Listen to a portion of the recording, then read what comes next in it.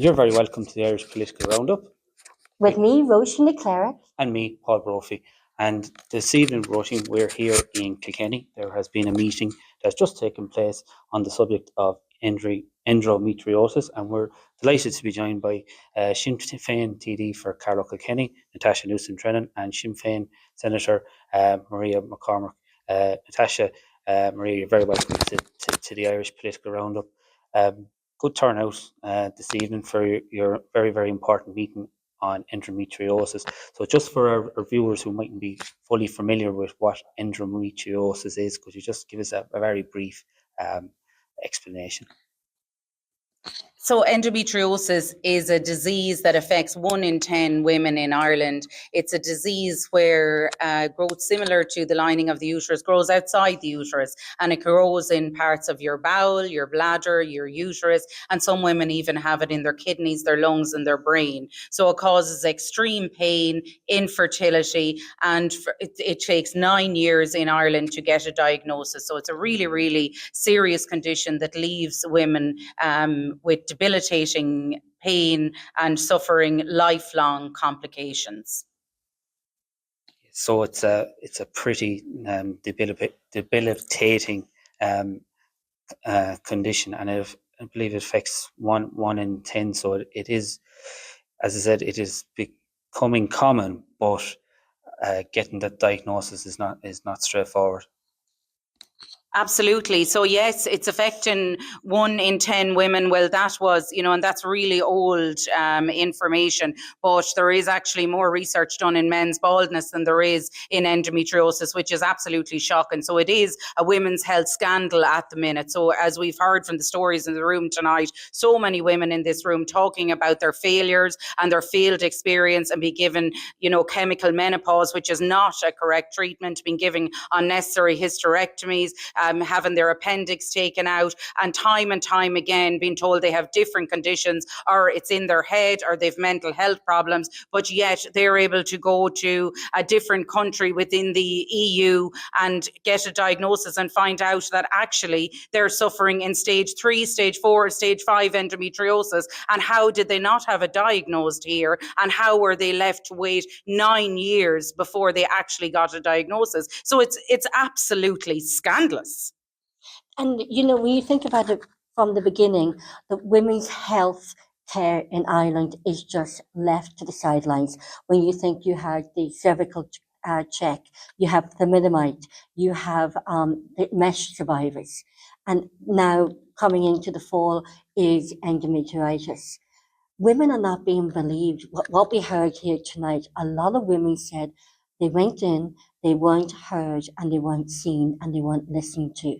Is this seems to be coming up from what I've heard tonight at a lot of your meetings that you had, because this isn't your first meeting. You've had a lot of other public meetings in this. No, and endometriosis is not new. It's not a new condition. So this is not something that we just woke up, a couple of months ago, and it's brand new. It's not. People, as you heard tonight, they've been suffering in silence with this for years.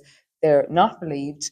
They're like the stories that they came out with, they're just suffering in pain. People are dropping out of school because they just don't have any choice. Thank God their parents are believing them, but doctors are not. They're just being fobbed off with different medication, painkillers, whatever it is, and you'll be grand. That's what happens. Every girl gets heavy periods. Every girl gets period pains, and sometimes some people get a little bit worse. That's not good enough in this day and age. It's not, and it's not new.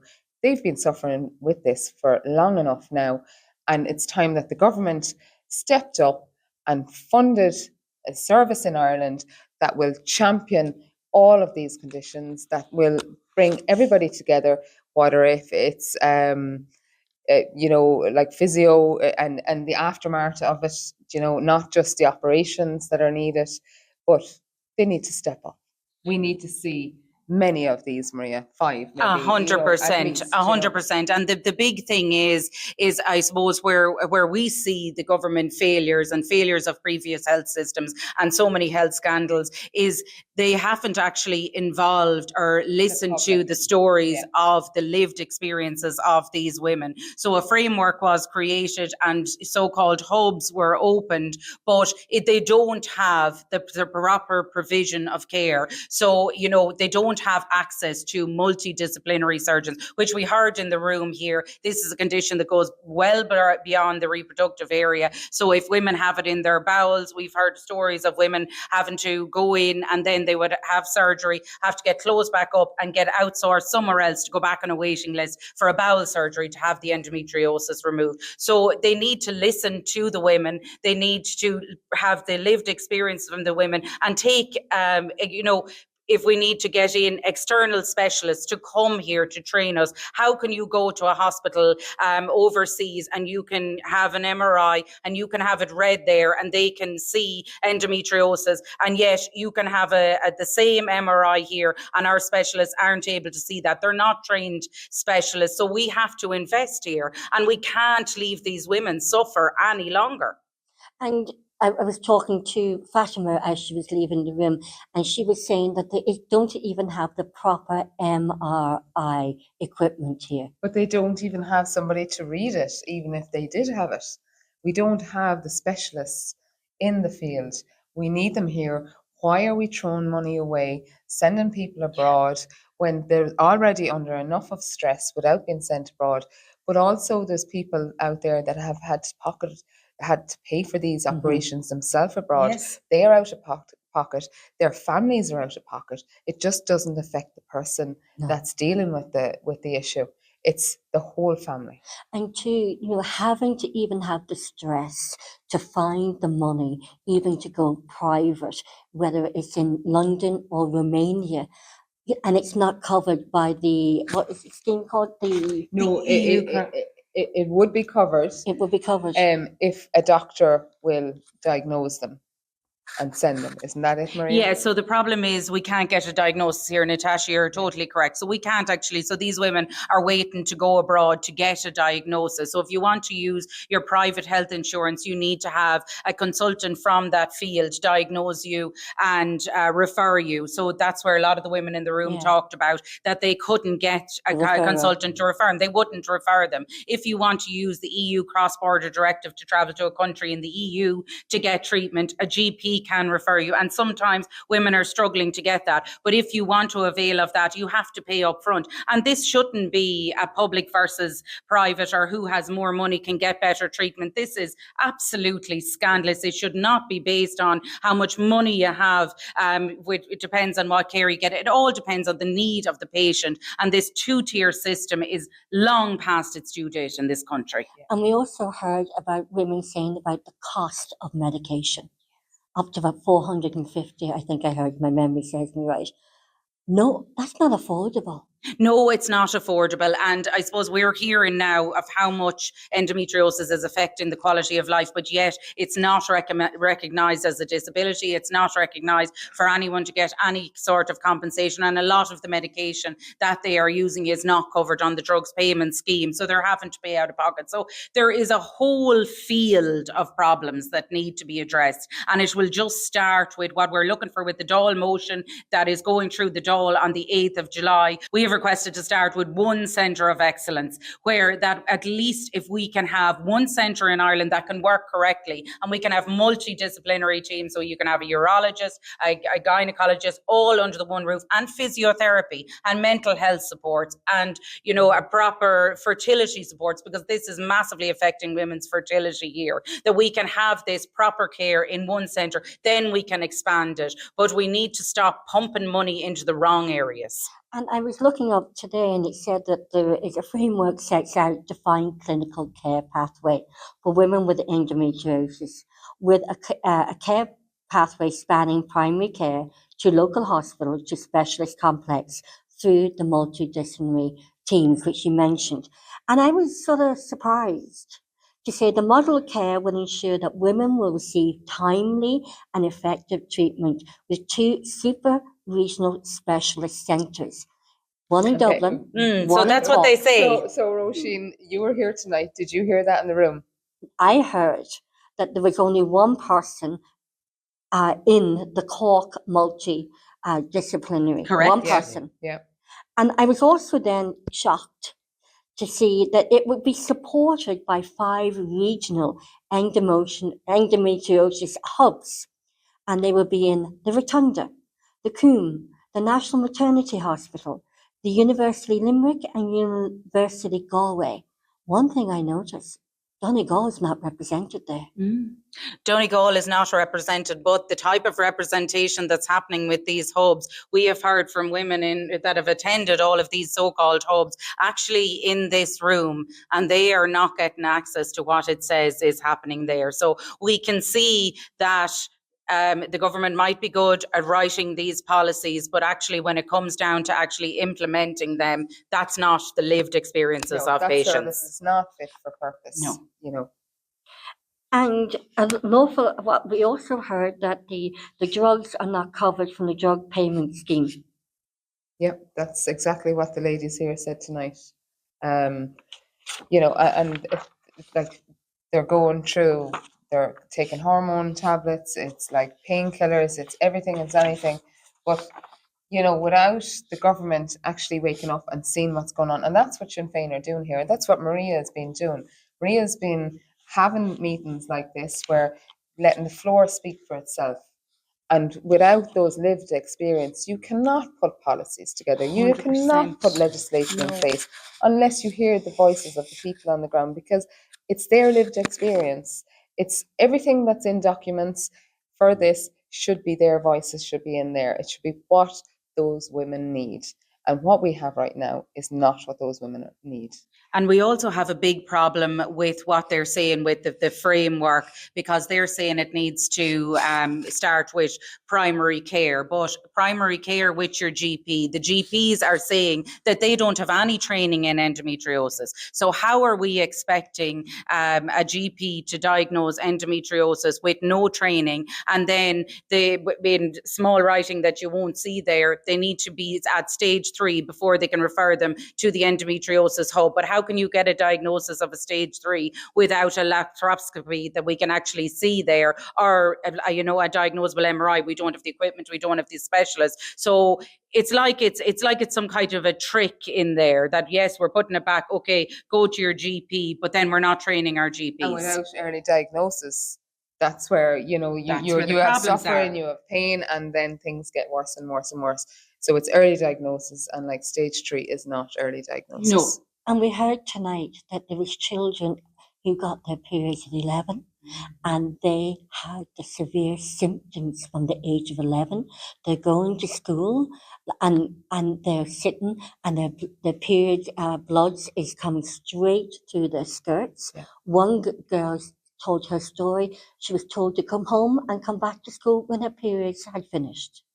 Yeah, and we hear from girls as young as 9 years old. So endometriosis is a disease that can start as young as your first period and carries the whole way through. So there's no cure for endometriosis, but there is adequate treatment, and that's excision surgery. That's the only gold standard recommended treatment, which we see here in Ireland they're not getting. Yes, we do have provisions to do it, but that surgery is not happening. So young girls, and you saw that, the shame and the embarrassment that they're having to face, but it is not normal, and it is not normal for a young girl or for a girl of any age to be experiencing this excruciating pain and to be having so much bleeding that she is becoming anemic, or she is passing out or blacking out. This is not normal. So we do need, a nationwide awareness campaign, which we have as part of our policy as well, that we can have organisations go into school and educate children, but also educate the teachers, because as we see here, there's a lot of the same stories that the women are talking about,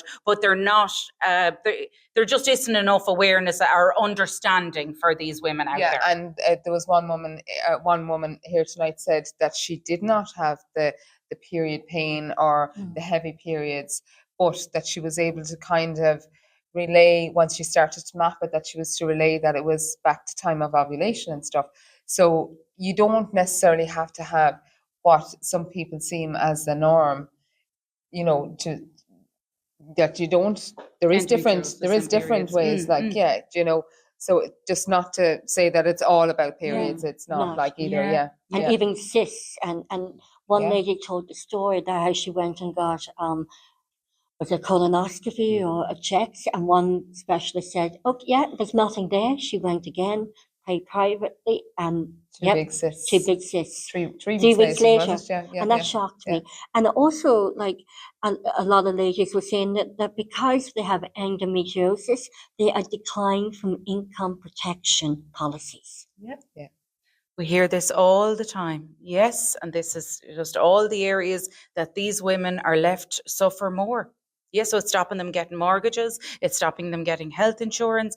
There is a list so long of failures for these women. And we heard from Fatima, one of the speakers tonight, and she said that one of the days she lay there so much in pain that she prayed that God would take her. Like, we can't be having this, that the women are experiencing so much pain and discomfort, and that they know they're not going to be believed when they go into hospital, that they feel there is no way out. Mental health has a massive, massive, massive role in this, and it's not acceptable.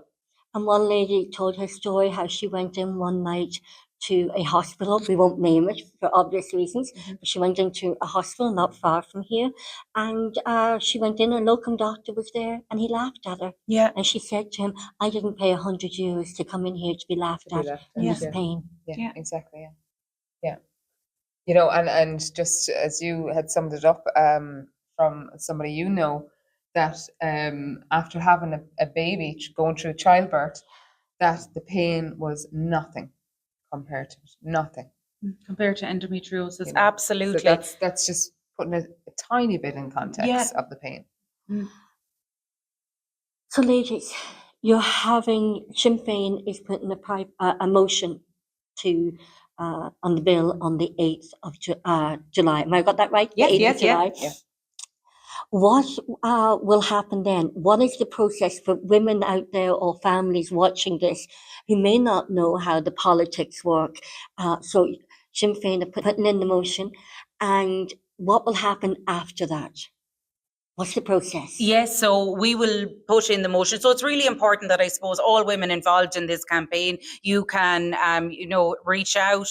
You can join the mailing list. You can, it'll be on Natasha Newsom Drennan's Facebook page, and myself, Maria.McCormack at Oireachtas.ie. You can reach out to me there and keep in touch with the campaign. We'll be hoping that everybody will reach out to their local TDs, their local county councillors, and lobby for support, because we need government and all opposition to get behind this and support this motion. So this is the first step that we hope to get this through. Then the next stage is that we need action. So it doesn't just end with the Dail motion, we need action. So we'll be working on a full endometriosis care plan policy over the summer. We will be having after that, then we'll be moving to have a nationwide conference in Dublin in September, where we will be, all the women that we've met in the meeting and all the women from all over that are suffering with this awful disease, we'll be inviting them to the Mansion House in Dublin to meet with Mary Lou MacDonald and some other experts in this field that want to come along as well. And we will keep fighting for these women so that no women are left suffer in silence and deal with this disease where they are waiting 9 years to get a diagnosis anymore. And just because you can't see this disease on the outside doesn't mean it's not real.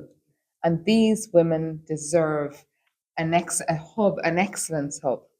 And they deserve proper treatment. And no TD, nobody should deny those women what they absolutely deserve. Well said, Natasha. Well said. Yeah. And endometriosis, you mentioned disease. And that's how all the women here tonight described it. And endometriosis is a lining similar to the lining that is in the uterus, and it can grow outside. But it can also spread to different organs, as we heard. That I've heard is of unbelievable. one like that spread to the brain. Yeah. You know. Yeah. And it's shocking, and that's, I suppose, there's so little awareness out there. People don't actually understand that. When I first started talking about it, people were saying to me, "Oh, you're talking about women's periods." So this is, yes, it may be related to having period pain and excessive bleeding, but this is not a disease of women's period. This is a whole body disease that affects many of the vital organs. So it can spread right up. It's actually, you'll probably hear from in the room, maybe about 70% of the women that spoke actually had it in their bowel. It's very common in the bowel. Absolutely. And you hear that it has grown and it has joined all of those internal organs together. So it's actually commonly found outside the uterus and the womb. Well, Deputy Natasha Newsom Drennan and Senator Marie McCormack, thank you so much for taking the time and staying behind the meeting here tonight, the public meeting, and talking to the Irish Political Roundup and Confident Women Ireland about this, because we need to get this out there to every woman, every doctor, every specialist out there. This is real. This is real. Every radiologist, every gynecologist, every doctor in the and create that multidisciplinary unit and demand it for women, because women's health since the formation of the state has been sidelined. 100%. And thanks so much for taking the time. And it's so important to all of these women all over Ireland that are suffering with this, that this is finally heard and taken seriously. Thank you so much.